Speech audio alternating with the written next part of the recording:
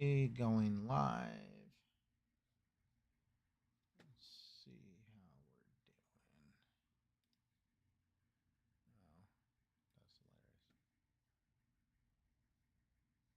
Oh, that's hilarious. All right. And it looks like we are officially live, everybody. So let's just kick the conversation off. We want to thank anybody as they file in for joining us and wanting to partake in the discussion.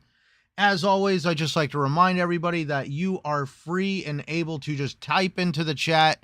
No super chats here, no paid memberships, all that funny stuff. You matter if you take time out of your busy life to come in here and say what's up in the chat and give us your opinion, your 2 cents, whatever you want to share with us. We are always listening. So let's just kick it all off. What's up, Mickey? How you been and what you been playing? Doing all right. Been playing actually Call of Duty, Modern Warfare 3, and Skyrim. And I've been actually playing a little bit of Flintlock as well. So trying to get through that and figure it all out. But So Call of Duty for my PvP fix, and Skyrim, obviously, I don't need a reason to play that. But and then trying to get my flow on in Flintlock. So dude, well, for starters, you can never have too much Skyrim. To be funny around here, you remember the Prima game guides back in the day, the big old books? mm-hmm. Yep, I I have do. the Prima game guide of the last edition of Skyrim that they ever released. This thing is probably like 3 inches thick.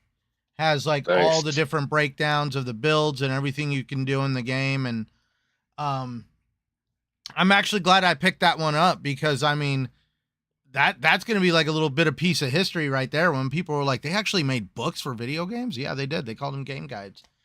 Don't they Mm-hmm. have the internet for that? And it's like the internet didn't exist always forever. Mm-hmm. True. So, yep.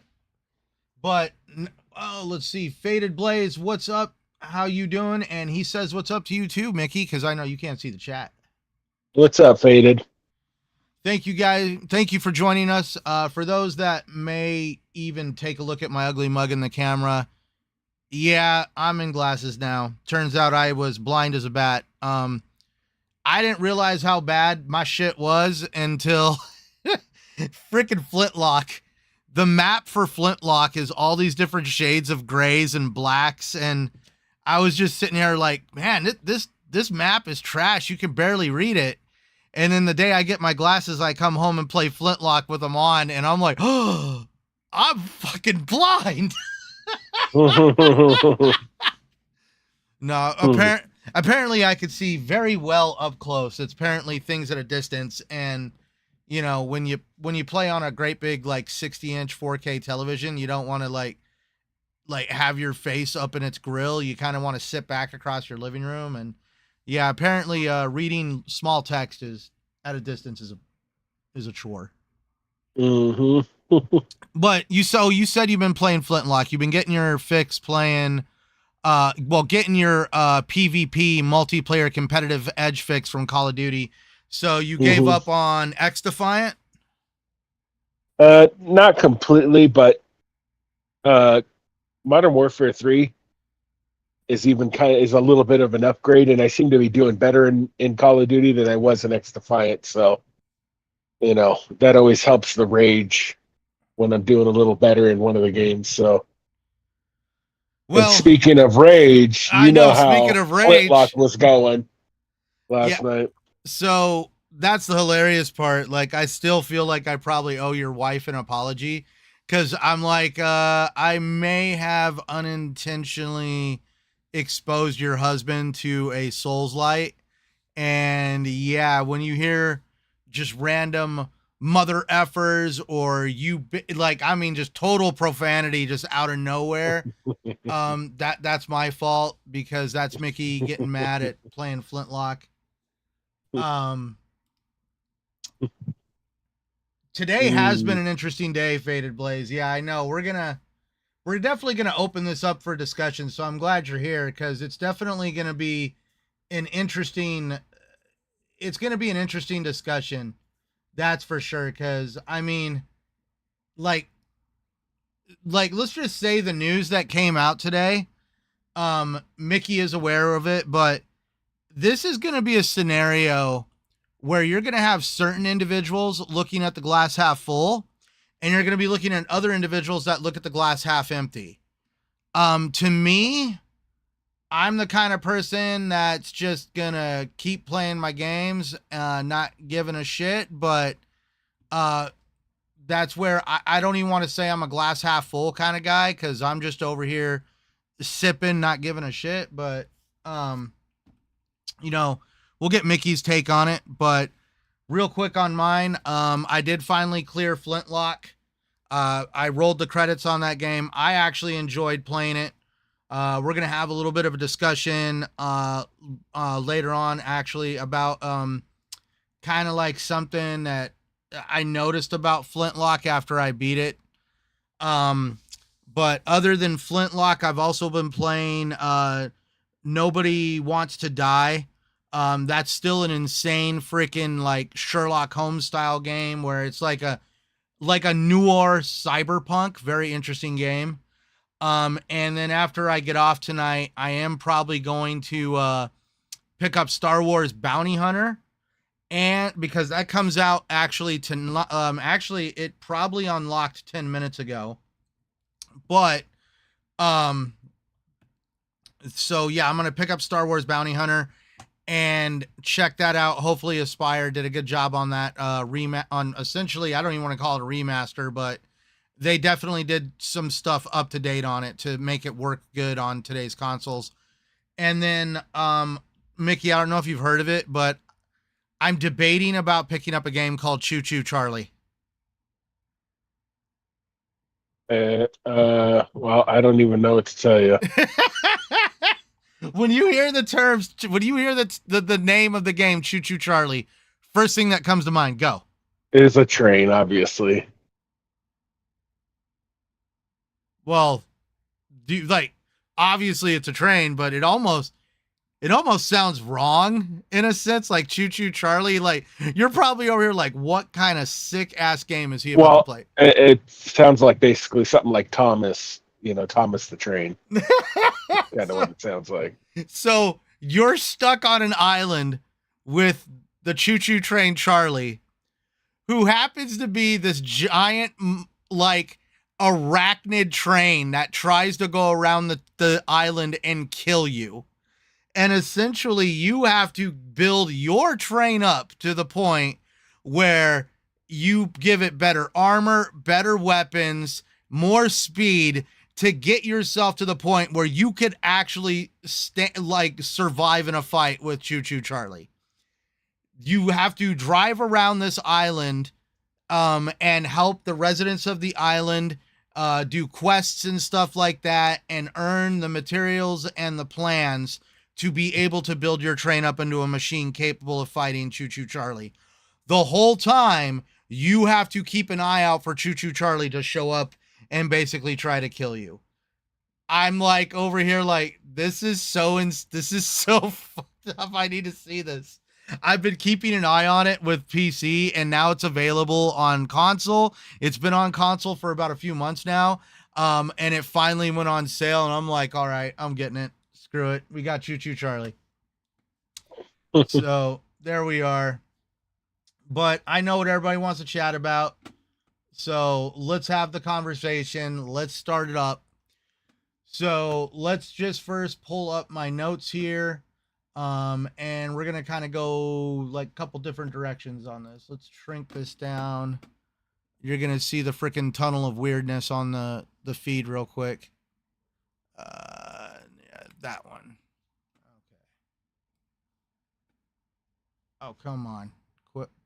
Cooperate. There we go. So, GameIndustry.biz actually did an article on it. The article was titled, "Activision continues to boost Xbox revenue, but hardware sees further decline. Microsoft expects content and services revenue to grow in next quarter, but forecasts lower console sales. And let's just start with, like the highlights of the whole thing to kind of. Mickey did read the article, but he also, I'm the one that drags him into the muck of actually seeing what people write. So we're just going to go from there. But let's also pull up the chat here just for kicks and giggles. All right, because I wanna see the chat. At any rate, I'm just weird like that. All right, so now we can see the chat. Cool beans. So, this is something that I kind of expected at the same time. When I saw it, I was like, well, damn, of course, all my notes freaking just totally freaking bombed it. There we go. Okay. So just to kind of give it a quick summary, Microsoft's latest financial results reveal a significant growth in gaming revenue, primarily driven by the acquisition of Activision Blizzard. Despite this, Xbox console sales continue to decline, indicating a shift in revenue sources within the gaming division. And that's where, just to kind of put it up there, gaming revenue is up 44%, but hardware revenue is down 42%. And so Xbox content and services saw a substantial 61 increase, with the projections of continued growth in the low to mid 50s in the next quarter, attributed largely to Activision acquisition. The segment now represents the largest growth area within more personal computing, outpacing the next largest growth segment, search and news advertising. Yeah, you're getting in all that crap. And like now where Xbox hardware revenue declined sharply by 42% year on year. So that means from this point last year, it's gone down 42%. This trend is expected to continue into the next quarter, as indicated by Microsoft's chief financial officer, Amy Hood. The decline in hardware revenue contrasts with the robust growth in content and services, highlighting a shift in consumer spending within the Xbox ecosystem. And that's where, like, this kind of goes into, like, we've already seen instances on where Microsoft has gone a little bit of a cooperative thing with Amazon all of a sudden. Like, they're putting Game Pass on the newer versions of the Fire Stick, and they're even advertising on Amazon as no console needed. We're also kind of seeing that, that door swing both ways, because we just recently got to play Throne of Liberty on the beta. We also currently have the closed beta going for New World, which is Amazon's MMO. It seems like they're doing a lot of. I need to figure out how to get a hold of that, or if I can get a hold of that. I guess I'd like to try that. As a rumor, I guess if you go and you somehow get into the Xbox Insider app, you can actually get into the beta. From what I've gathered, but that's where I wouldn't be surprised if they caught on to that little trick, and then all of a sudden they stopped people from getting into the beta. But so getting back to it though, Microsoft is obviously, they're all in to pushing services like Game Pass, cloud gaming, and also really trying to push the idea of no console needed. And now are we looking at a dip in hardware sales because of Xbox has caused people to feel that they don't need the console, and that, we've got the fear mongers that are going to say Xbox is abandoning the console. In my mind, I want to say that Xbox needs to keep hardware in development, because the only way for their cloud gaming thing to work is they got to keep developing hardware that they can put into the Azure server network, which means, so Mickey, I know you haven't really got into the nitty gritty of it, but so what Xbox has been doing since the inception of xCloud, which is their cloud-based gaming service. They started with using the Xbox One X, and they were integrating the Xbox One X hardware into the server blades of Azure. So there is certain servers in Azure and in some of the server farms that actually have built-in, like, you're not going to walk in there and you're going to see Xbox Ones in a rack. The actual boards and the technology of the Xbox One have been integrated into the server blades. So therefore, the hardware of an Xbox One exists inside the Azure system. And as they came out with the Xbox Series S and Series X family, they also started integrating that hardware as well into the server blades. And as a result of doing this, we're starting to now see games like Microsoft Flight Simulator that are possible on much inferior hardware, because as long as you have an internet connection, the servers can actually provide the compute power for you to play some of these heavy compute based games, kind of like Microsoft Flight Simulator.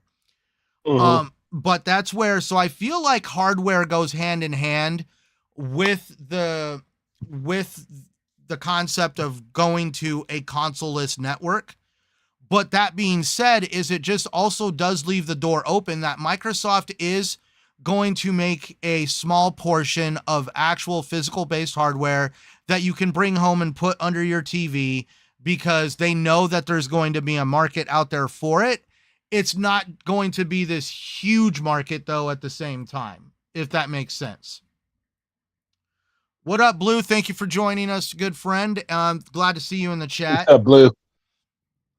So that's where, you're going to have the fearmongers that are going to try to say that Xbox is done with hardware. I really do feel that Xbox needs to continue hardware development to be able to continue their direction with cloud, and it's kind of going to go hand in hand.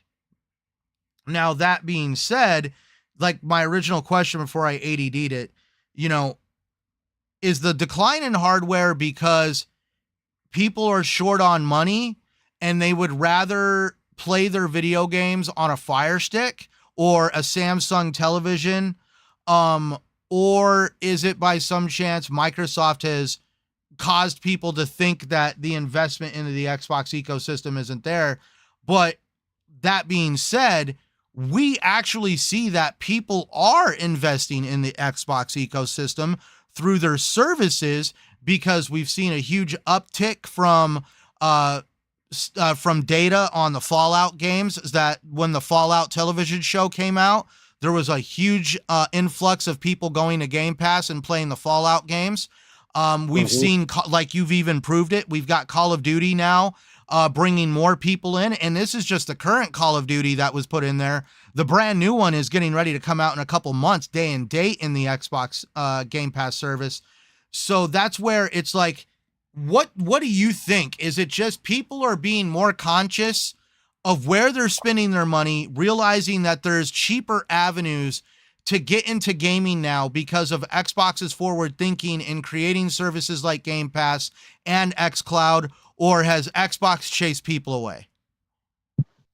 I don't think it has anything to do with all the xCloud and all that stuff, because I don't even think most people even know about that stuff or have any, they're just, a lot of those people are just mainly gamers. So I think it's more, if anything, it's just, they're probably being a little more stingy with their money because, it's been a bit tighter and stuff for folks. So I think personally, that's the main reason.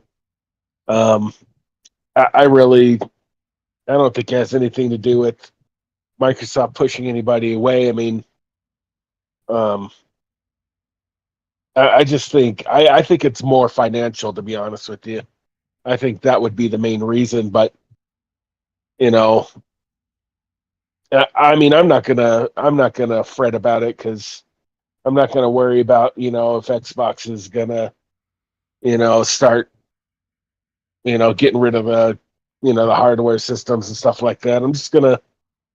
I'll keep buying the consoles until they either simplify them to where, like you said, where it ends up being something you could just stick under your TV and, like a little bar or something, because, eventually they're going to, you know, all this electronic stuff just keeps, getting more into the future. So who knows? You could have a remote control and play video games off it eventually. Who knows?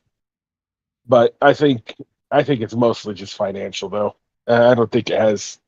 I personally don't think it's has anything to do with like the cloud and or any of that stuff or anything of that nature. That's just my opinion. What up, Yobi? Thank you for sharing out the stream. Thank you for stopping in, good friend. Same out to you, Mexum. And he's saying, have you played Fallout London? The mod is free on GOG.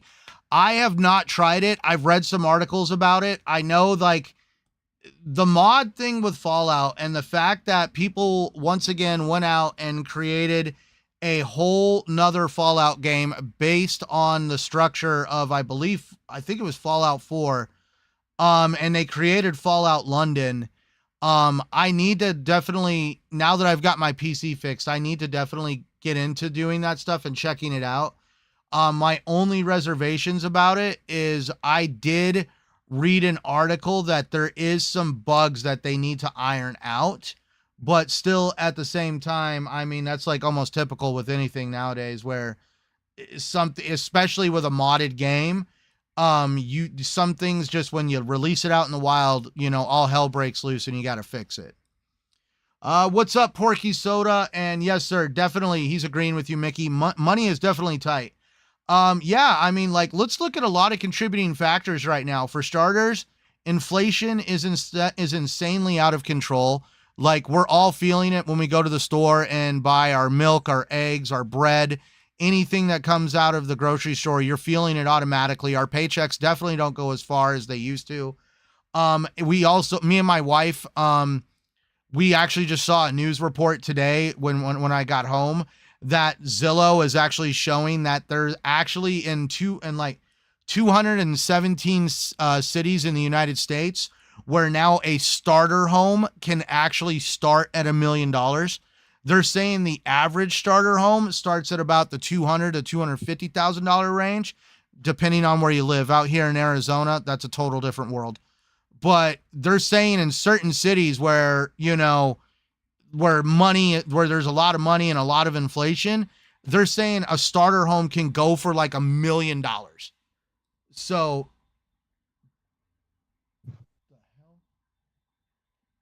all right. So definitely, for sure. Sorry, there's a strange noise going on outside. I'm kind of like, what the hell is going on? So anyways, yeah, money is for sure tight, which is where people are wanting to stretch their dollar as far as they can. And at the end of the day, video gaming is a very disposable type income. Like, so therefore, if you play video games, you're always wanting to find a way of saving money, especially with the cost of console gaming.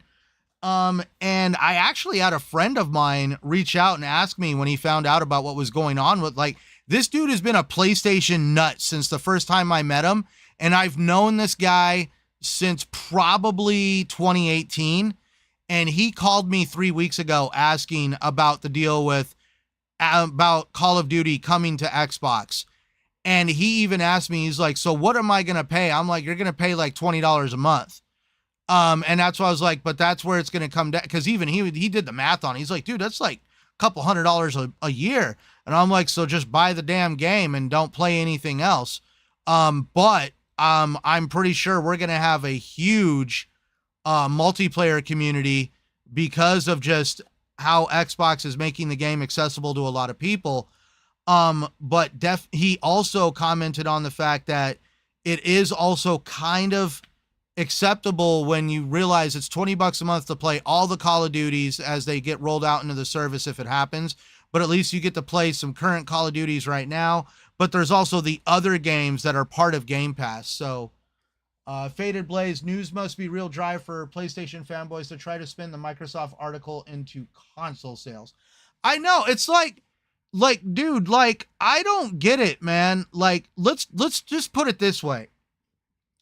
Console sales are a false sense of security at the end of the day.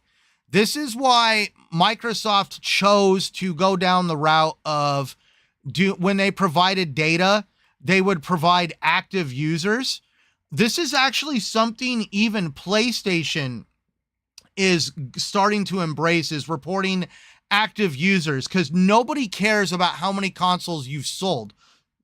Because for starters, some of those consoles may not all be out in the wild. They could still be at retail stores waiting to be purchased. And on top of that, you could have certain individuals that are, that have bought consoles and they're just sitting there inert and they're not engaging with them. They bought a PlayStation just to have it and they didn't really do much with it. With saying that services revenue, Xbox content and services revenue are up 61%, that's a big deal, because that means that's money that's coming in. Like the whole idea of, like, let's all face it, everybody, like, you ever heard the term work smarter, not harder? Why should, like, PlayStation's out here putting the Kratos hammer in the middle of a freaking street in some country? They're dressing up subway cars. I've got ESO freaking check-in alarms going off. But like we see the amount of money that PlayStation uses for marketing, and we've also seen the amount of money that they've thrown at games as a service. So apparently PlayStation loves being, Sony in general loves being real frugal with their, not frugal with their money, but very giving. Where Xbox seems a little bit more strategic and reserved. Yes, I could definitely say there's an argument on why both are. I'm going to say right now, Sony definitely has a lot of good marketing. Xbox, I wish, would do better in the marketing category. But that being said, Xbox has found a way to spend less money than Sony and still make a lot of revenue. And that's where, the whole idea of, working smarter but not harder, it's like Microsoft has found what works for them and they do things totally different. What's up, Def Leopard? Thank you for joining. Oh, good. He said good evening / morning, so I can only imagine where you're at. And Faded Blaze, Microsoft garnished 500 million active users, while on the other, Sony lost 51% of their active users. So I'm curious, like, I know, like, a lot of this, like, for what Xbox offers in their services, PlayStation does not exactly offer the amount of value in their services. That's for sure. So now that, let's get kind of like, cause like we were talking about their, the whole thing of their, their content is up. So, first party content exceeded expectations, bolstered by the success of titles like Ninja Theory's Hellblade 2, Sinuous Saga. That was definitely a big explosion. That was not exactly my type of game, but I know a lot of people enjoyed it. And also Satya Nadella, the CEO of Microsoft, emphasized the strength of Xbox's upcoming release slate, suggesting a positive outlook for the future of first-party content performance. And there is definitely a lot to be excited about when it comes to the Xbox ecosystem. We're going to get into that later in the show, because for sure there's a lot to be talking about. But let's just get back into the stream scene. There we go. And damn, I have so many freaking screens open. There we go. Let's get that out of the way. Okay. So now, Mickey, there is one thing that I was wanting to really chat about when it came to this whole hardware revenue down thing, but maybe this is just a personal issue of mine, that you might laugh at, but definitely close some of these screens out. I've got too many freaking screens open. You know that, Mickey?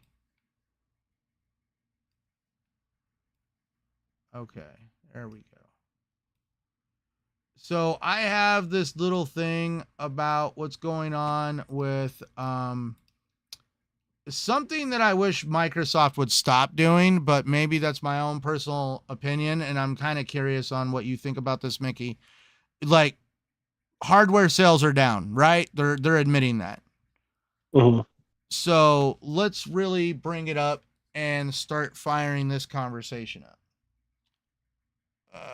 Yay, look at that. 2 items from the wish list. So let's see if is it going to open?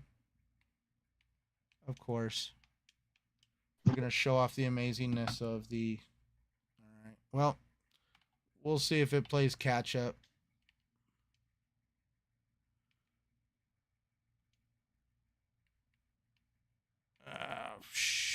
All right, let's just get into it this way.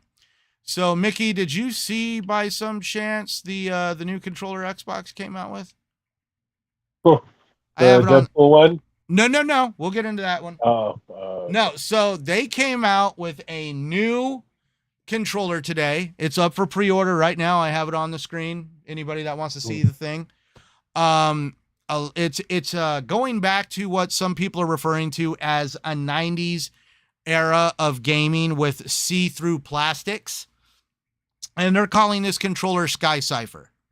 It's a blue controller that you can see the inner workings of the controller. You can see the motors from the rumble feature and all the other stuff. So to Mickey's excitement, he'll be able to look through the clear plastic and see how the fuck his bumper is broken.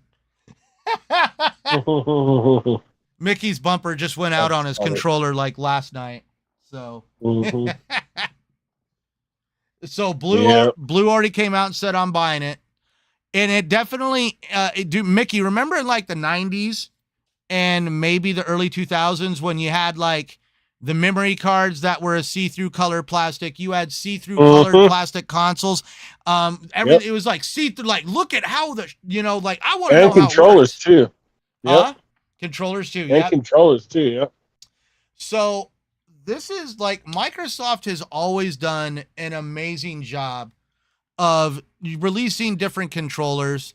As you can see here on the screen, the Fire Vapor, the Dream Vapor, the Daystrike Camo. We could sit here and go all day long on just the different styles you could go from. And then you can even do stuff like from the Xbox Design Lab. Xbox has done a good job. And to be also absolutely honest, let's just say that they're hard, like, let's see, Xbox consoles. The new one that they got coming out, that they do, they don't even have it published here. That's hilarious yet. So, but the newer one, the 2 terabyte system, that one has not come out yet, but Mickey, you've seen the 2 terabyte system, how it looks like a little bit of a, like how it has like that starry pattern on it. Mm-hmm. Yeah. Oh, damn. Here we go. Porky Soda saying getting that one for sure. The Halo green Xbox was the best. Yes, that's see-through green Xbox. I remember that thing. I would buy one if they made an Xbox green see-through. See, that's what I mean. Yeah, everybody's talking about that one. Microsoft puts more effort in their controllers than Sony. Personally, I prefer the Xbox controller over the PlayStation. The funny part is, me and Mickey both prefer that as well, because of the placement of the joysticks. I'm not like I really do feel the Xbox controller is a much more, what's the word I'm saying, ergonomically, ergonomically feeling controller. James Thomas even talked that the OG Xbox Special Edition, man, I missed that console. You know what the crazy part is, guys? I actually have a retro gaming store right now where I believe they even have one of those things up for sale for like an asinine amount of money. But yeah, straight up, like I know the one you're talking about. It was the original Xbox and it was made out of a see-through green plastic, and it was the Halo edition console. And that thing was absolutely Yeah, I think he is talking about the Duke. Yeah, those controllers, dude. Mickey, you remember the original Xbox controller? I never had one. I never had the original Xbox. The first Xbox I ever got was the 360. Mickey, imagine a controller 3 times the size of the controller you're using now. That's You insane. you could murk somebody with this controller in home defense.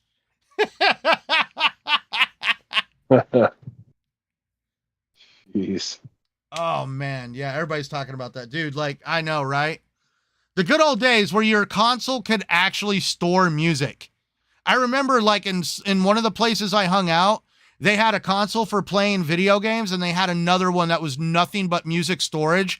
And when you went over there, that thing was constantly on, just blasting music, and the library on that thing was insane. Those were the years of like Napster and LimeWire. Let's all date ourselves without dating ourselves.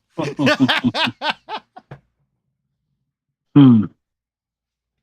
Yeah, and go to jail for using a deadly weapon. I would have to argue that, James Thomas. I'd have to look at the judge and be like, "Hey, I hit him with a toy. It was a video game. It's not my fault. It was that big." It's like watching the good old days of ECW where somebody took an OG Nintendo to the forehead. Oh my gosh. All right, back on track here. So, yeah, these controllers look amazing and all that good stuff, but I guess this is where this conversation is going, everybody. Let me know what, like, I was bumping Tupac playing Burnout Revenge. Yes, exactly. OG, you could literally play music while you play games. I know, I miss those days. I miss the days of being able to play music while you play games. Nowadays, I think there's a way you can do it on your console, like with Spotify or something. But what really sucks is you're the only one that can hear it. And I've tried to figure out how to put music into the party chat for us when we hang out. And I guess the only way to properly do it is through a Discord server. And you got to have some kind of music bot that does it. And the reason why you got to use Discord is, I guess, the bit rate on party chat won't play music properly.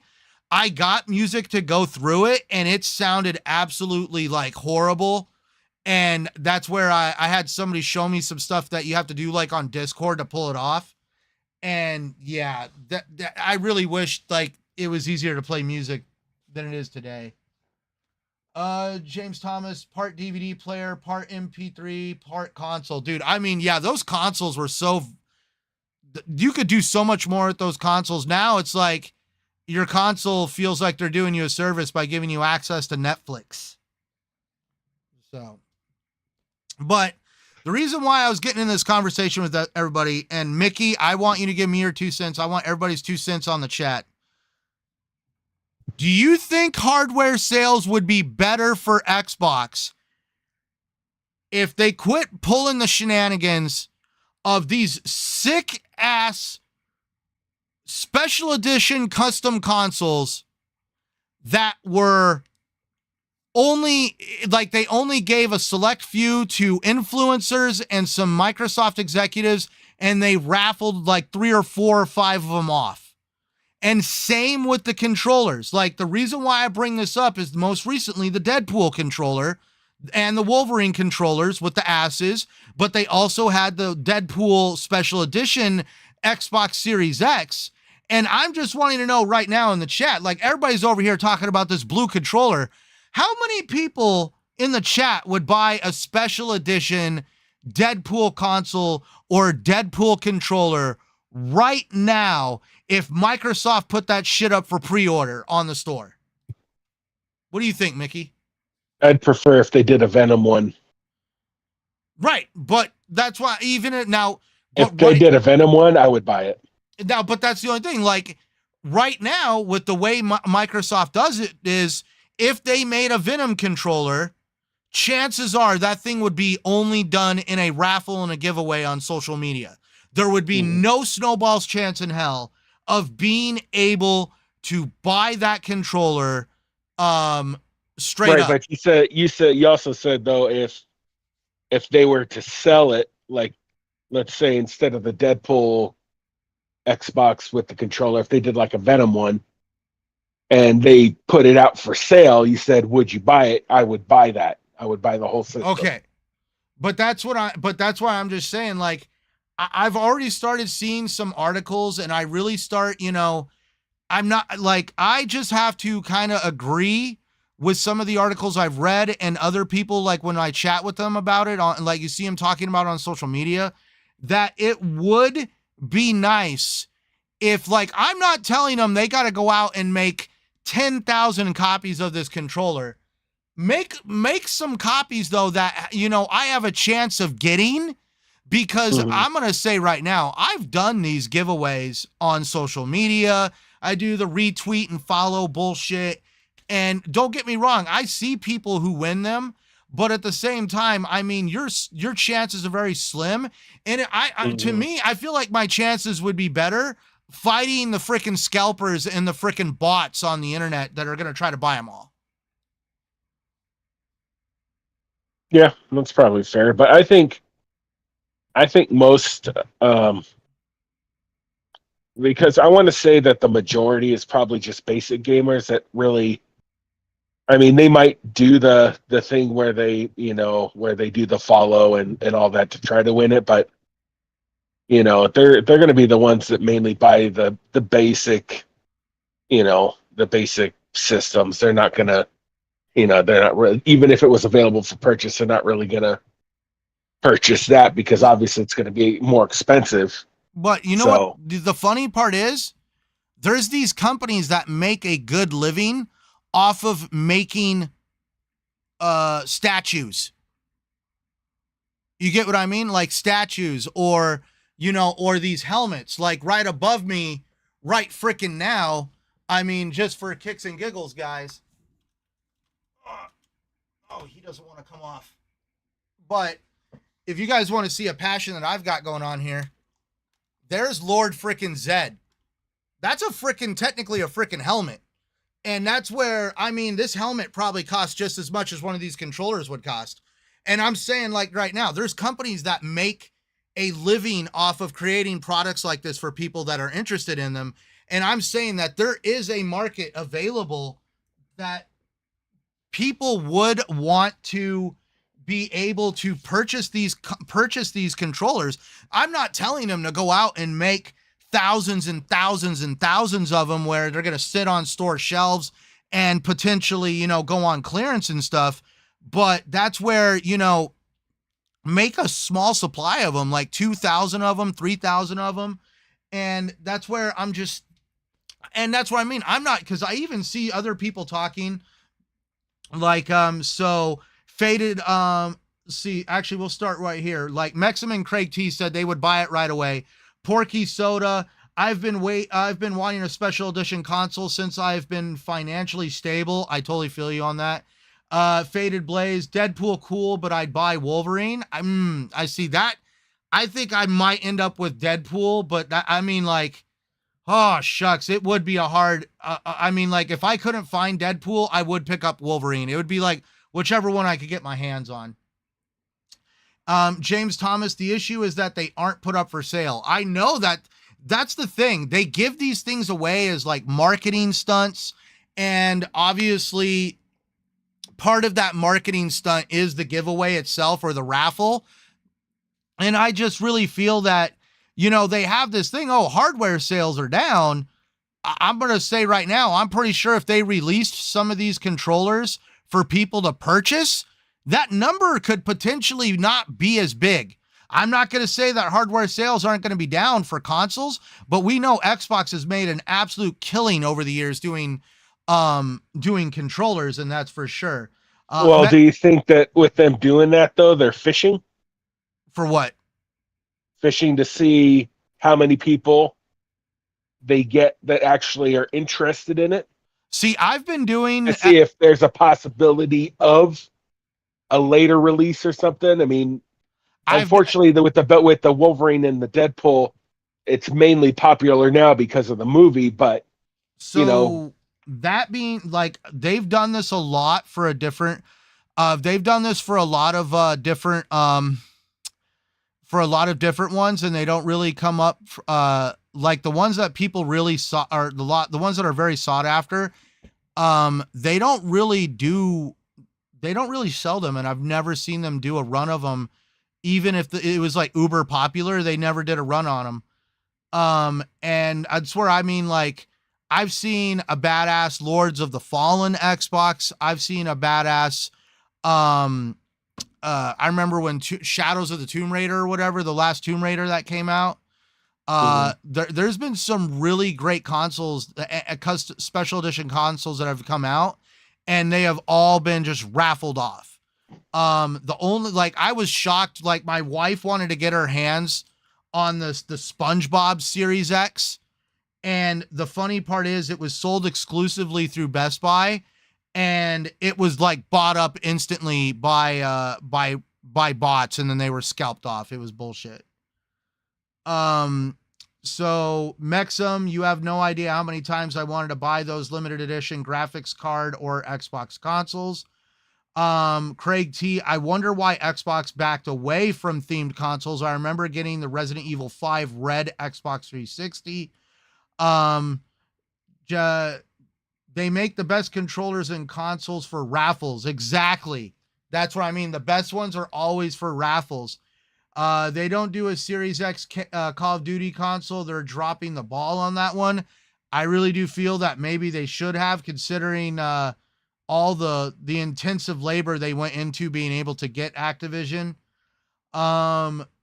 Mexum, they made a very nice exclusive Starfield Radeon GPU, but it was for a few lucky people who were fortunate enough to get it. It looked very nice. Oh yeah, Yobi, thank you for checking it out. He's all talking badass on the helmet. I grew up in the 90s, people. I'm a Power Rangers freaking child. And it's always fun when my maintenance guy comes in here and there's Lord Zed on the wall to greet him. My cousin had the special edition Gears of War 3 Xbox 360. Does anybody remember the Xbox One Gears of War console? The one that had like the gouges taken off the top of the console, like something had like scratched into the top of the console and was like all red and gray. The other day when I was at Fallout Games, the retro store here, they have one of those actually up for sale for a pretty penny. And when I saw that thing, I was like, oh my God, I remember when those things came out. Hey, here's Blue. Hey, Mickey, think about Blue. Blue saying, I think it's an easy tax write-off. I could see that. And then finally, Faded Blaze, Microsoft still have the lab where you can have a fully custom controller. See, that's the only thing. I really wish that's where I'm just saying you could actually make it to where people could actually have a little bit more customization. Like Mickey's saying he wants a Venom controller. And that's where, for me, I guess the whole point of this conversation is I just feel that maybe, just maybe, I'm not going to say console sales are going to go anywhere, but we could see a little bit more of a lower number if Microsoft was to at least release some of these more spectacular custom controllers available for purchase, because like Mickey said, us gamers that know about them, we're going to be the ones that buy them. And that's where I'm not looking for them to fill store shelves. If they want, they could like do a pre-order, see how many people want them, let people get on the pre-orders, and then only make a couple more past the pre-order. And then once it's done and out, it was a limited edition controller. And if you didn't purchase it or pre-order it when it was up for pre-order, then, it is what it is, regretfully. But I just wish that there was a little bit more of a chance for people to be able to get their hands on some of these outside of, the influencers that are just mailed one just to be like, hey, look, Microsoft sent me a controller, or the raffle thing, which is, I mean, Mickey, have you been on Twitter and see some of these raffles from people? No, because I don't really get on Twitter very much. So, dude, some of these raffles, dude, we're talking tens of thousands of people all retweeting, Well, I following. can imagine. So I like can imagine. I mean like to try to get your hands on one of these would definitely be a task. I know it's as easy as like, it's kind of like going to the gas station and buying a scratcher ticket. Yeah, I know it's just as easy to do that, and if you don't play, you don't win. But at the same time, how many people walking around that be like, "Yo, I just hit the jackpot on a scratcher ticket." So that's where you want, every time you apply for one of those, giveaways, you always got like your fingers crossed going, "Will this be the day? Will this be the day?" And you never get that email or your message saying, "Hey, you won." I don't know, Mickey. Has there been any custom controllers that you've ever seen that you wish you could get your hands on? Not that I can think of off the top of my head. I know there has been that I've been interested in. To be honest with you, it's been a while though that I've seen one that I've really liked. Um, Nothing that I can think of off the top of my head, to be honest with you. Because if there was one, I would have remembered it. But I think it's been a while since I've seen one that I really liked. So If I you can't remember off the top of my head though. if you want to see some custom ones that are at least available, the funny part is Razer actually has a thing with Xbox where they actually can build Xbox certified Xbox controllers that that are that look just like an Xbox controller. They function like an Xbox controller. You would swear to God they're an Xbox controller, other than the fact that they were done by Razer. Hmm. See, I have a couple of those floating around here. I couldn't say no to the Darth Vader one with the 50th anniversary of Star Wars. They had like, it was like an anniversary edition controller. Ooh, is it that white one, the Imperial Stormtrooper one? No, it's black. It's all Darth That Vadered one out. is nice. It even comes with a charging stand, and you have to put the battery door on the back to hold the battery pack in, and the slot for like the little metal tines that touch the charger to charge it. They had it Uh-huh. made it look like too. It's actually part of Vader's chest. So the battery door on the back of the controller looks like Vader's chest, and they really did a good job, Nice. because I've seen controllers where like the little metal strips that they have stick out to make it rechargeable just kind of Hmm. like look like an eyesore. And that's one of the controllers where they really did a good job of integrating those little metal strips into looking like it's part of the controller. They've got a Mandalorian one too. See, that's one I actually went looking for that one because it was on clearance at a couple places, and yeah, I wasn't able to buy it online. I went from store to store trying to find it, and I wasn't able to get my hands on it. But I got the Darth Vader one. That one I got directly from Razer. Oh, What? Are oh, you looking it up? They've got a Venom versus Carnage one. See that dude, Oh, Razer does some badass controllers. That's why like a oh. lot of people don't realize that Razer builds some of these controllers. And don't get me wrong, they can They're sometimes, expensive, but they're expensive, but they unique as fuck. And you know what? they They are. Those are nice. Yes, and they even tell you they're designed by Razer. So Damn, those are sick. 8-Bit Duo also has pretty good controllers, using one right now with Hall effect analogs. Ooh, I'll have to check that one out, Porky. I did not know that 8-Bit Duo. I'll have to check that one out. Cuz Mickey's in the market for a controller. That's true. Usually I know your wife's birthday is like coming up kind of thing, and you should be like, "Hey, look what I got you." And she's like, "This doesn't feel like it's for me." no, I'm only playing. no, it was yesterday. I know. I know. I just didn't want to be like, but I know what Mickey's got planned, and honestly, he's got a badass plan. We'll have to talk about that when you do it. Hmm. Oh yeah. So, but all right, let's get back into the discussion, everybody, because we still got a couple more subjects to kind of talk about. And we're going to start here. Everybody knows about review bombing. So the reason why we're getting into this subject is because I came across this article the other day. I thought it was interesting. Apparently the somebody over at Take Two had a lot to say about review bombing, especially when it comes to Grand Theft Auto 6. I thought it was a very interesting read. And to me, it was like, that was a great read. But what really makes it relevant for me is some of the reviews that were on the Xbox store for Flintlock. I've played Flintlock. I put in a lot of hours into that game. I had a lot of fun playing it. And let's just say, if I would have judged that game off of the reviews, I would have never touched that game. Thank God I can think for myself. Mm-hmm.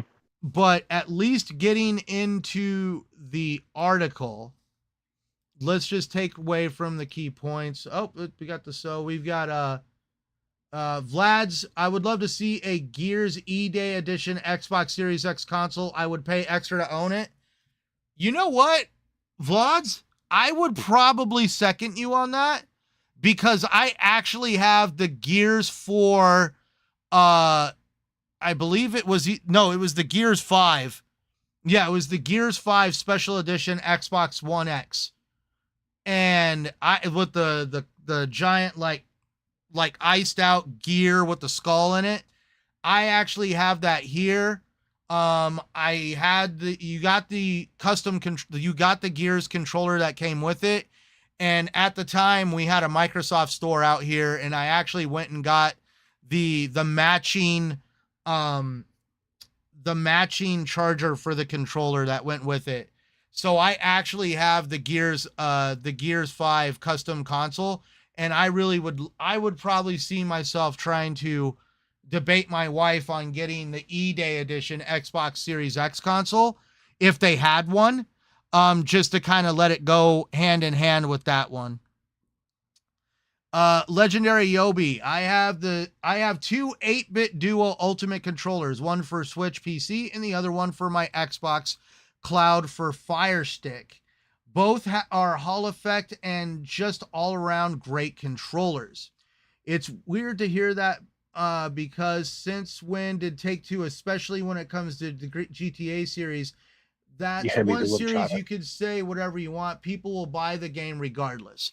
They did touch on that, Yobi, and that's where we're going to get. I don't know if you read the article, and we all know how, for whatever reason, YouTube frowns on people sharing articles. I don't freaking know why. But that's where, if you guys ever want an article, you can ask Mickey when I send him the subjects. A lot of times I actually link the article for him. So I actually have notes on the show. You guys ever want an article, I'll send it to you in a DM. But so here's the Take-Two statement. Obtaining and maintaining high ratings of our games on the third-party platforms on which we operate are important, as they help drive players to find our games.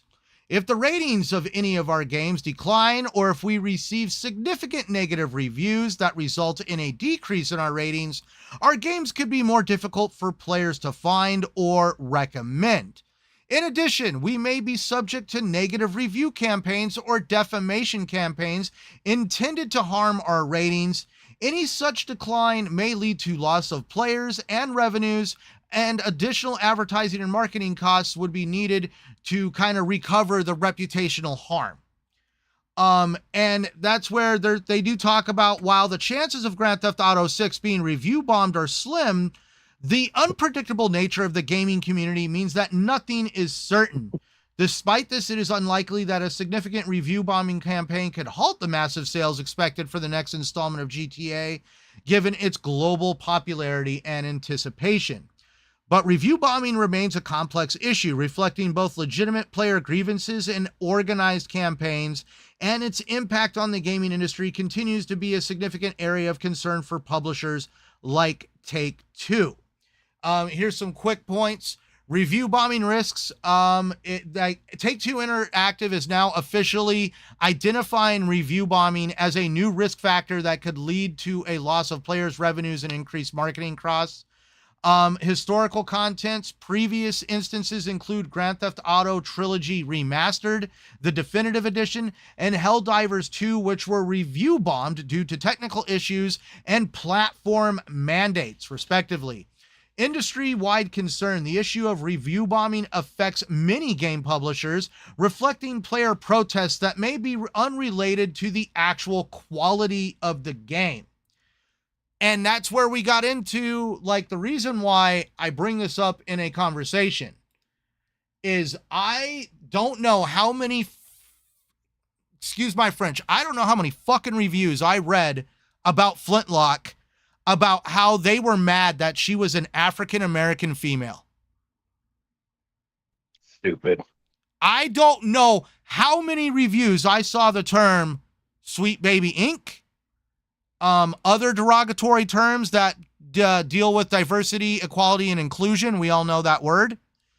And I'm completely just floored at this point that, in my opinion, a game that they asked for $40 that had more hours to the game than I've seen come out of some $70 titles, and literally review after review, 1 star, 2 stars, 1 stars, 2 stars, and it all stemmed over the fact that she was a female and African American. I was like, really? Like, the game is actually a decent game. I enjoyed the story. Don't get me wrong. Some of the mechanics can be a little bit clunky, but I've played even clunkier games. Obviously, I was able to complete the game, so it's playable. I'm just like completely floored at this point that at this, like, we literally see people review bomb a game just because Of the ethnicity of the some character. stupid ass political ideology. That just means that they're fucking racist. If they start complaining about that stuff, I mean, seriously, it just, to me, it sounds like they're racist, but because that's just stupid. At this point, I'm like, I don't even want to throw labels on that, but I mean, how can I? I'm like, tell me you're uberly judgmental. I hope, like, dude, like, that's That's the only way you can look at it, though. I mean, like why today, would you bitch about the ethnicity of a character? dude, honestly, I feel like with some of these things, like today, earlier, my wife was walking around with a tape measure. I feel like I should have just responded, like, I guess apparently with like somehow these guys act, be like, whoa, whoa, whoa, put down the man's tool. What are you doing with a tape measure? Get your ass back in the kitchen and cook. Well, she'd kick your ass for that. So, but now she would. She'd would. probably chuck the tape measure at me. Oh no, there's no probably. She would definitely. She would do some rock stuff with that tape measure. You know, the whole shine it up, turn it sideways, you know, that kind of thing. So right. And now here, like Vlad's, what's crazy is regardless of how much Take-Two spends on GTA 6, they will recoup their money back. It will outsell GTA 5. Dude, I still say right now, currently, when people are born, at least in the United States, you're given a birth certificate, a social security card, and a copy of Grand Theft Auto 5. So, that's funny. Legendary Yobi, difficult to find. This is Take-Two. Their games are marketed to hell and back and extremely popular. Nothing is certain, they say. GTA GTA 6 will surpass 10 million within 24 hours, review bomb or not. We've got Blue, a lot of immature people out there. I would agree. Even Yobi's agreeing on that. And more from Yobi. Some podcasters who's not in the community with us say the trailer for Star Wars Outlaws and the dudes say, I'm going to play this game because the main character is a person of... Oh, Yeah, I know. It's like, dude, I'm gonna play the new Star Wars game because it's freaking Star Wars.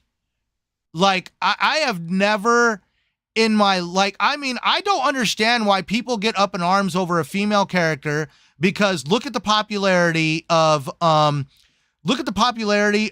Croft with Tomb Raider.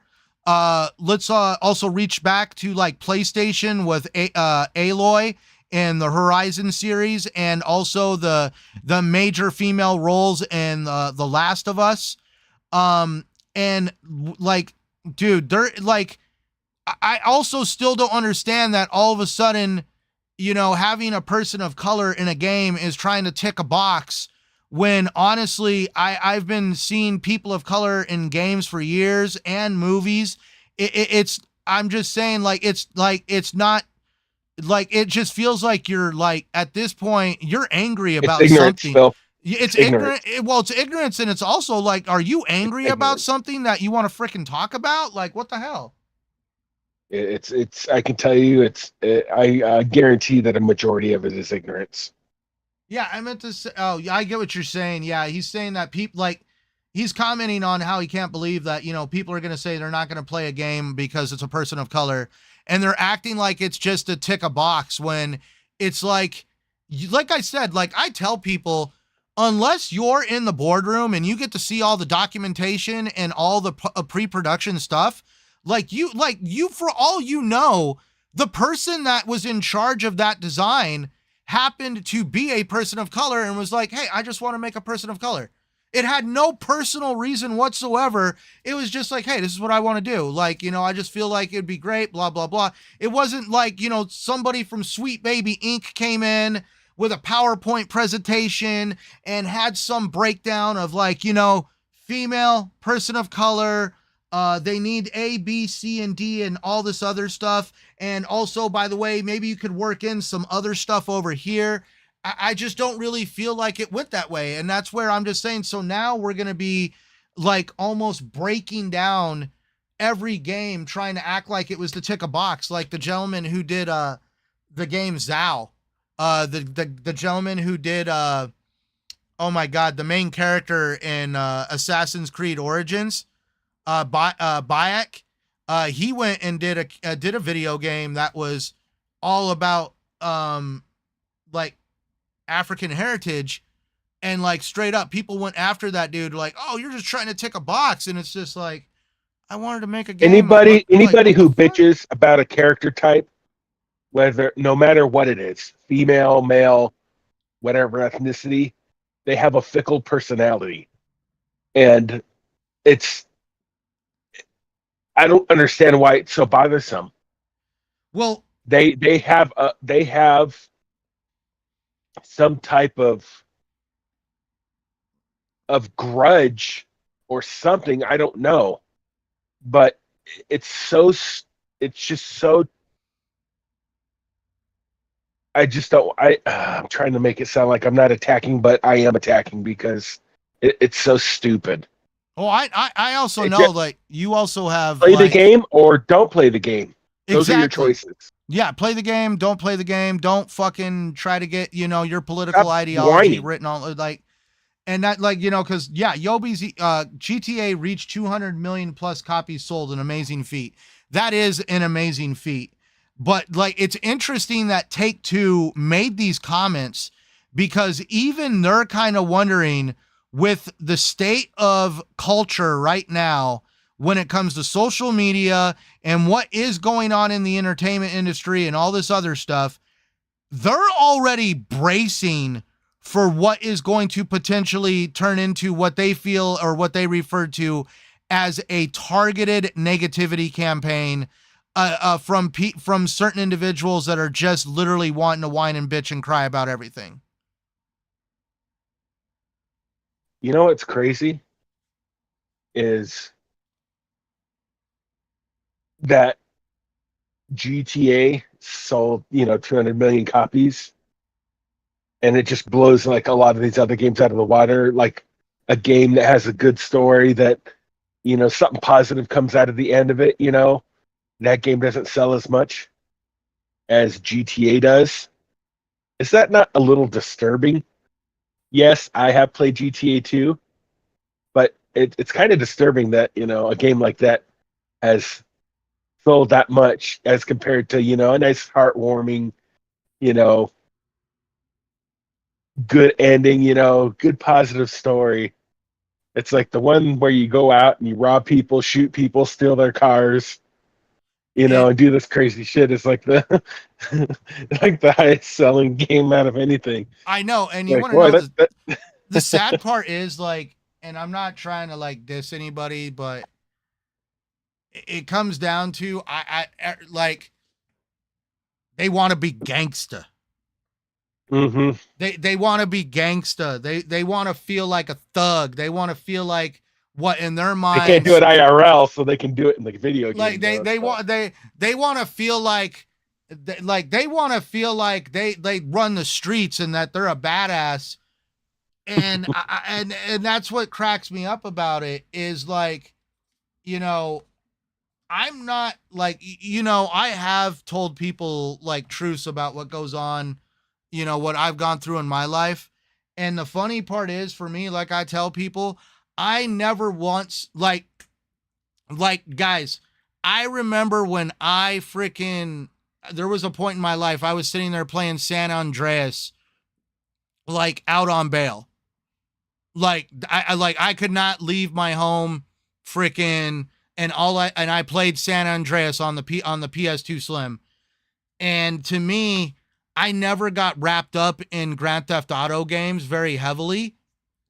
And that was because to me, it just I've seen it in real life, people that literally do act and do crazy shit like that.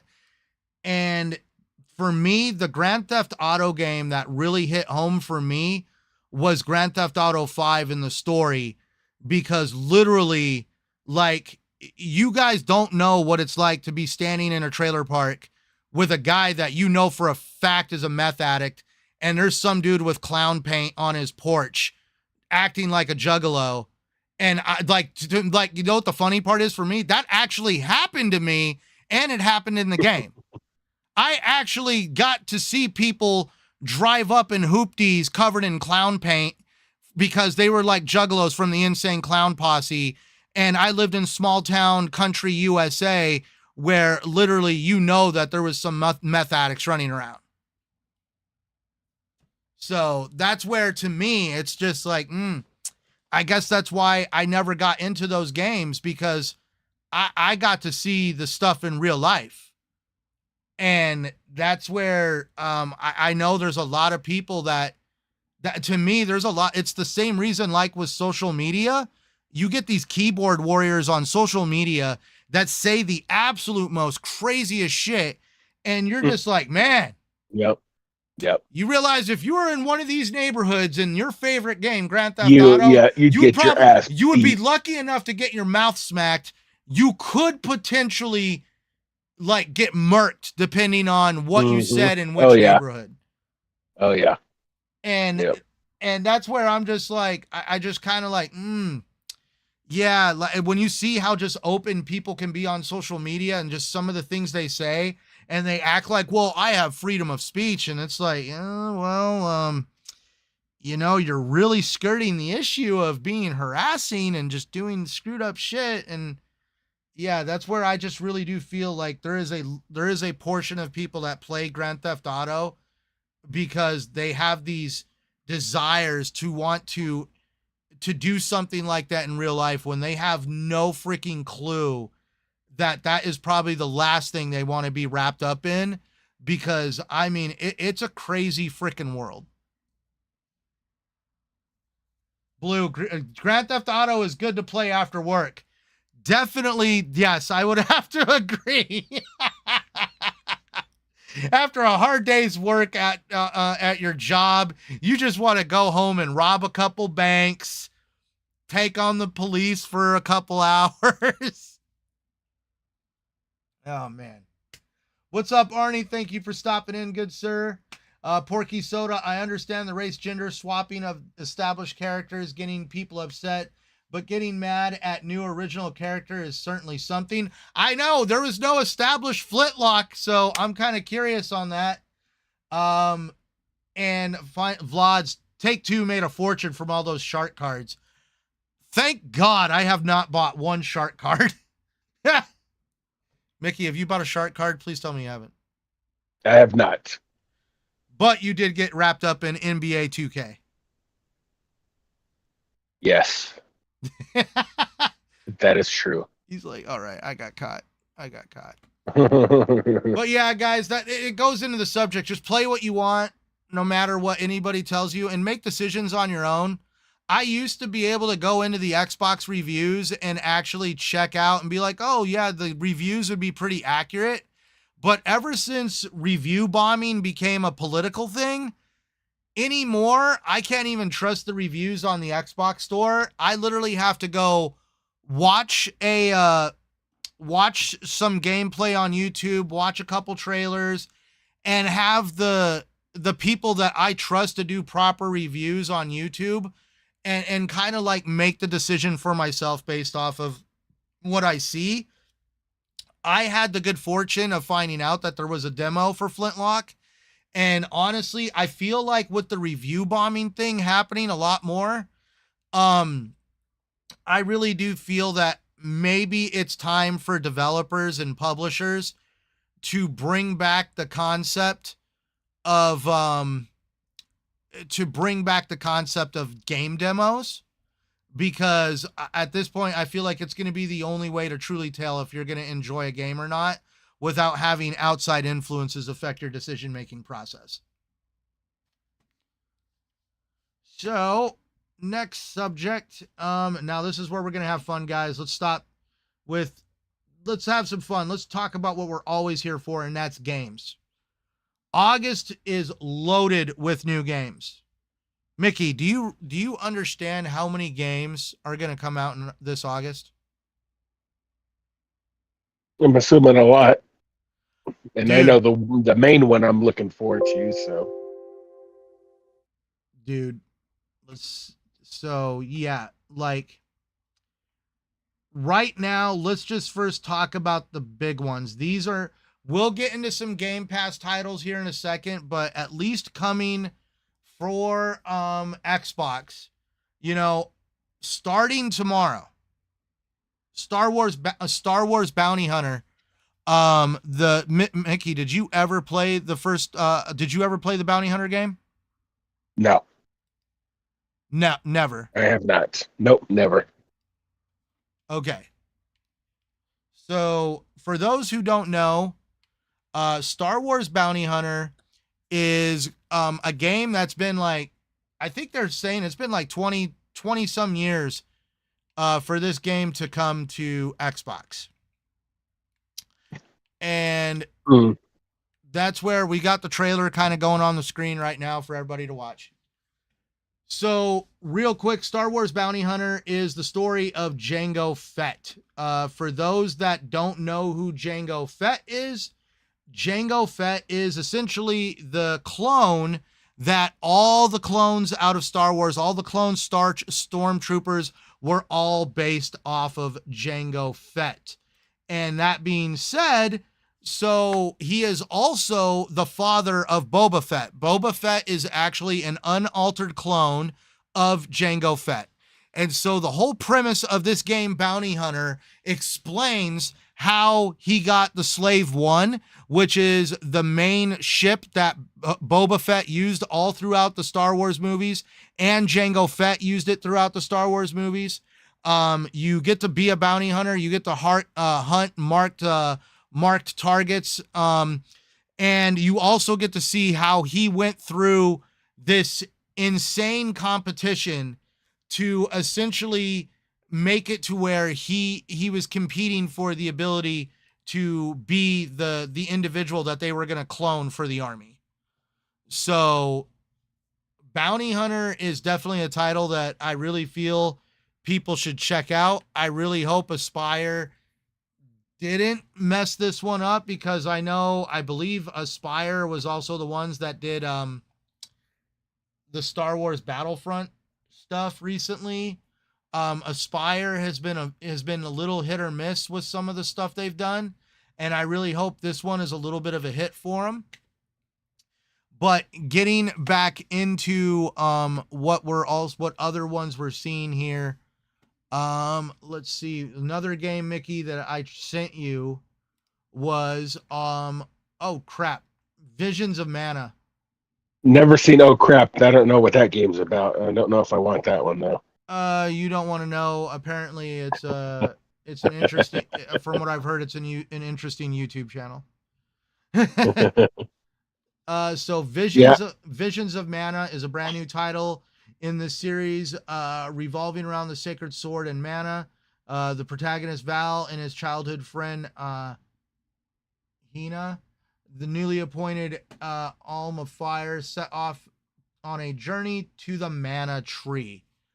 And that's where Visions of Mana, that actually Blue, dude, like I said, Blue is always this guy that comes in and like, hey, did you hear about this game? And I'm kind of like, what game is that? And he's like, Visions of Mana. And once again, you have to go check it out.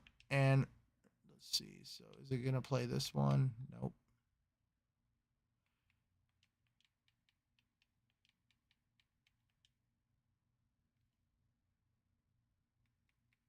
There it is. There's the demo, and of course that one's not working. Crap. Well, we'll just put it on the screen.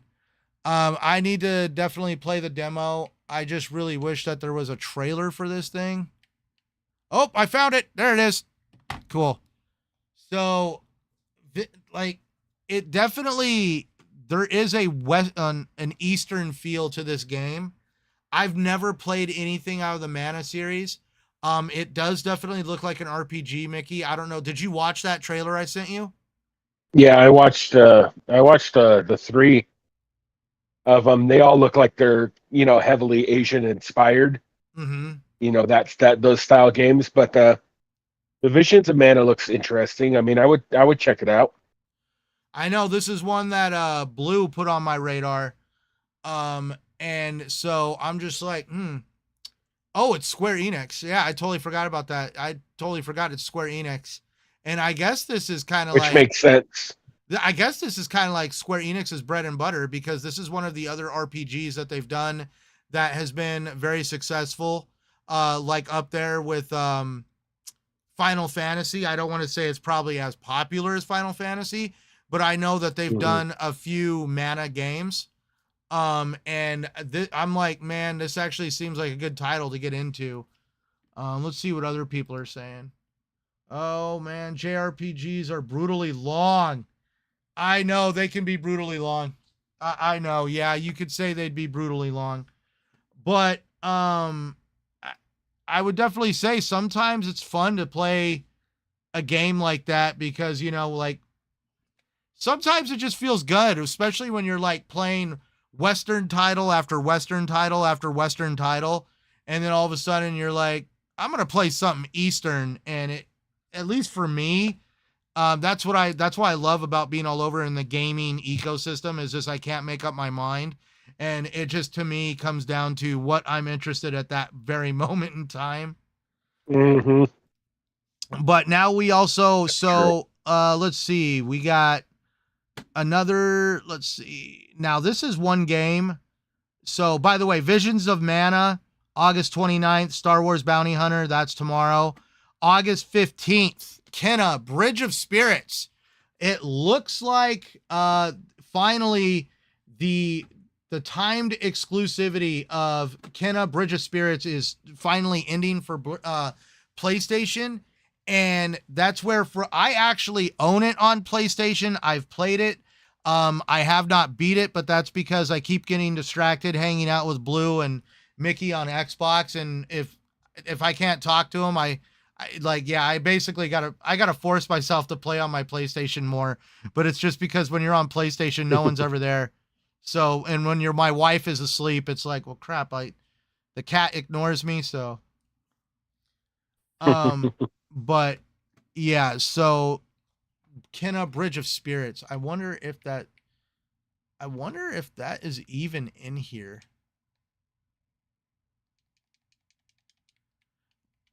it's definitely a different of the title game. I would definitely put that out there. I'm probably spelling this shit wrong. No, actually, I didn't. They don't even have.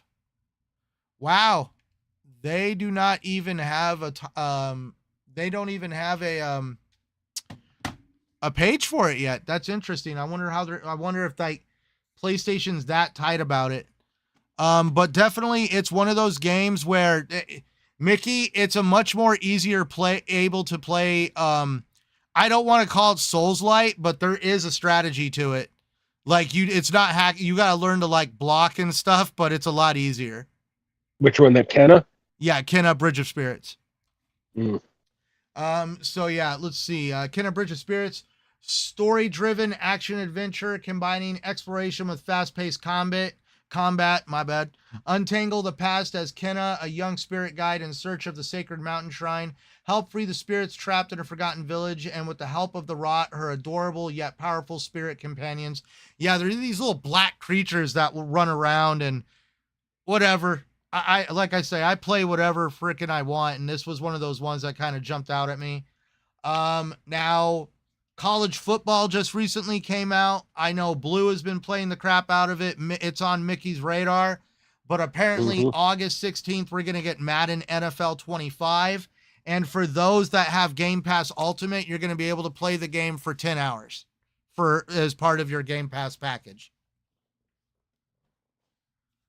And then finally, Mickey, dude, they're coming out with another version of Hunt Showdown.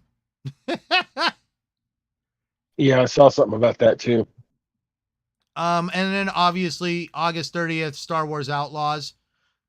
Oh yeah. Experience the first. Oh wow, I wonder how that's what. Experience the first ever open world Star Wars game. That's a open world. Dude, you've played Old Republic on PC, haven't you? Old Republic? Yeah. I played whatever the MMO. The MMO. The Star That's Wars the MMO was on. Is that so the one? I got yeah, And but that is the one. Yeah. wouldn't that be considered open world? Yeah. Okay. That was an open world one. Yeah. Well, that's interesting. I don't know if that's the website making this claim or if Ubisoft is making this claim, because I'm on an Xbox website. So, at any rate, experience the first ever open world Star Wars game set between the events of the Empire Strikes Back and Return of the Jedi. Maybe that's where they're saying it's the first ever open world in the timeline. Explore distinct locations across the galaxy, both iconic and new. Risk it all as Kay Vess, a scoundrel seeking freedom and the means to start a new life, along with her companion Nyx. Fight, steal, and outwit your way through the galaxy's crime syndicates as you join the galaxy's most wanted. So there's those games, but there's also like, dude, there's like a whole freaking like list of games that I was just like, holy freaking cow, I can't believe just how many games are actually coming out. I want to say through August 1st to August 30th, we're probably looking at anywhere from 35 to 40 titles. Now, don't get me wrong, these are not all AAA. There's a lot of AA titles and even indie titles kind of floating around in here, but definitely there is something for everybody this month, and it's just going to get even worse as we get closer and closer to the holiday season. Yes, it is. So that's where let's now bring up the one thing is, so what is coming to Game Pass? And by the way, me and Mickey are going to try to do this the last Wednesday of every month, where we kind of go over what we got to look forward to next month when it comes to games that are going to be released for purchase and games that are going to be coming into Game Pass. So, there has been some stuff like Core Keeper and Sopa Tale of the Stolen Potato. I don't really get into those indie games. You do also have something called Creatures of Ava, or Ava. Now that game actually did make an appearance, I believe, recently, as early as June's showcase for Xbox. And yeah, they're saying it's August 7th. Let your empathy guide you as you play an exciting action adventure creature saver game. So it's like Pokemon, I guess. Understand and tame creatures of Ava and let them lead you through a variety of ecosystems, all in the hopes of saving the planet from a life-consuming infection. So I'm hopefully, they're putting that like, because I know Xbox featured it. It definitely looks like a very nice game. It's probably one that I'm gonna probably show to my wife to see if she's gonna be interested in playing in it. But I know that. Oh, what is going on here?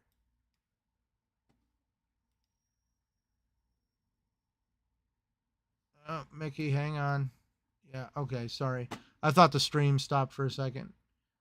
But there is a big game that's coming out in Game Pass. It's been in my backlog for a while, and I'm guessing that I wish I would have. I'm guessing I wish I should have played it sooner, but now I got to get into it. And that is Mafia. I want to say the remaster of Mafia 1. I'm trying to find my damn notes. I have too many damn screens. Yeah, the Mafia remaster, and I believe that's slated for like, oh my god, I want to say August 12th, I believe. And that looks like an interesting game. I think you would probably enjoy playing that, Mickey. Yeah, Blue saying he's gonna replay Mafia. Yobi also already kind of beat me in the chat. Also, Mafia 1 Remake is coming to Game Pass too. It's insane. I happen to buy the trilogy, and Mickey, I think you would like the Mafia games. And so start with 1, but definitely I think you would enjoy the Mafia games, especially I don't want to say they're like Grand Theft Auto, but definitely they're a different take on that style of a game. It's definitely more back in the day. And I believe like the earliest they get, because Mafia is like, it's done in like, I believe like the 60s. It could be earlier, but I know that Mafia 3 takes place during I believe the 70s, because the main character in the game just left the Vietnam War. So fun games, definitely. Thank you, Blue. August 13th for Mafia. And according to Yobi, I guess Yobi is correcting me, telling me it's a full-blown remake. See, that's where the term remake and remaster is just so, you don't really want to know anymore. And I would rather claim it's a remaster and find out it's better and it's actually a remake than to claim that it's a remake and then to find out it's only a remaster, and then that just turns into a letdown. But definitely there's a lot to look forward to for Game Pass. At least this is just what Xbox has announced right now. But there's also rumors that the Crash Bandicoot Insane Trilogy could also be coming this month. And also, we're not even officially into August until tomorrow, at least here where we're at in Arizona. And I mean, Xbox could actually release more titles into Game Pass as a surprise. And this is only what they're willing to divulge right now. But it already sounds like, Mafia is going to be that game that's going to bring everybody to Game Pass right now this month outside of Call of Duty. But we also have a number of titles getting ready to just get dropped into the ecosystem with the Star Wars game and the Bridge of Spirits game for those that are interested in that little quirky little bit of a title. And then finally, I did make other ones. Yeah, Visions of Mana. And then we kick it all off with Bounty Hunter. So there's something for everybody. Is there anything you're interested in, Mickey, or are you just kind of sitting here listening to me like Mickey always asks me all the time, hey, what's coming out? So this is also my way of drip feeding to Mickey, like, hey, this is what's coming out. That's true. I'm gonna try the Bounty Hunter game because I've never played that, so I might try that one. It's And then $20 obviously we full. got It's $20 full price right now. They have it 10% off for like another 24. 17.99. Yeah, Yeah, I saw that. yeah, and that's what I mean. Like for dude, honestly, it's a good game. It's a good game, especially when you get the jetpack and you start getting your bounty hunter missions and you understand how the eyepiece works that comes down, and you basically walk around scanning aliens. And when all of a sudden one of them, you literally will constantly see the words "no bounty, no bounty, no bounty." But then all of a sudden there'll be that moment you walk by an alien and it locks onto them, and it literally will give you a price tag, and you're like, "Oh, it's go time." I'm So anyway, super excited for Star Wars Outlaws, though. I'm excited for. So dude, I thought Outlaws was coming out sooner. I didn't realize it was coming out like the very last day of August. I'm like, well, shit, that hmm means I got another month. true. Oh, wow. Excuse me. Holy cow. That was involuntary. Sorry, everybody. But yeah, August is definitely stacked. And it's only good, dude. We're in August. Next month is September. And as soon as we get into we're hmm gonna start getting hints of what's gonna occur for September. Um and I know for a fact there's gonna be at least one title that's probably gonna catch my eye. But then as we start drifting into October, we start getting closer and closer on potentially getting the Indiana Jones game release date put out there. The Avowed release date.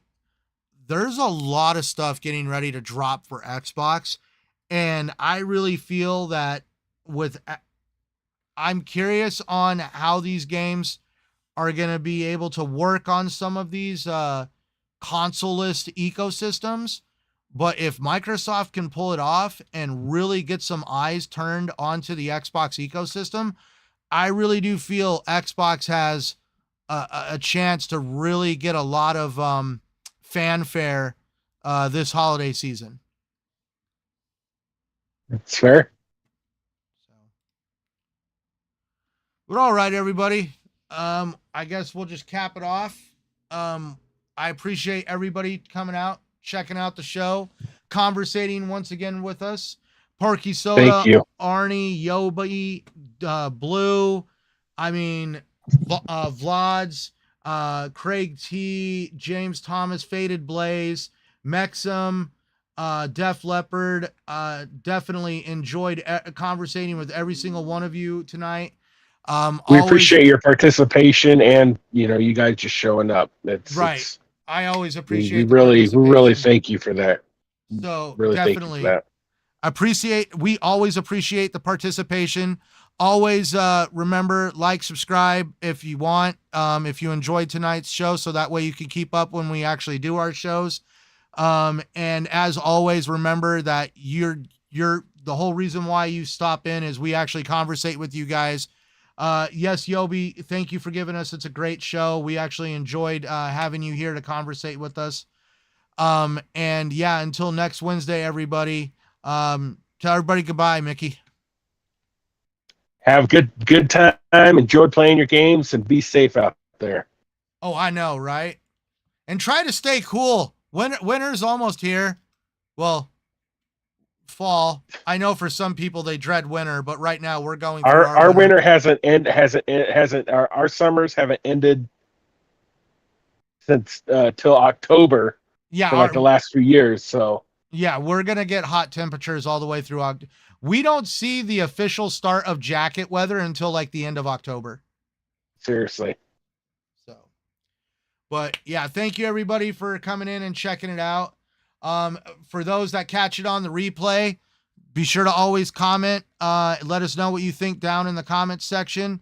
And until next Wednesday, everybody. Yeah, we just look forward to seeing you guys play what you want, no matter what anybody says, and not letting anybody try to dictate to you how to feel otherwise when it comes to a game you want to enjoy. So good night, everybody, and thank you for joining us. Night all.